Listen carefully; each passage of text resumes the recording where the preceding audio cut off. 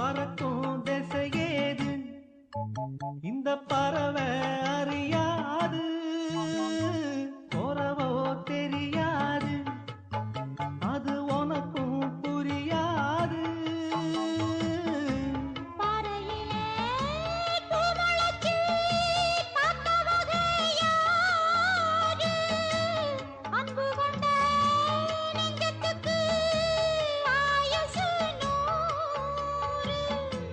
காலம் வரும்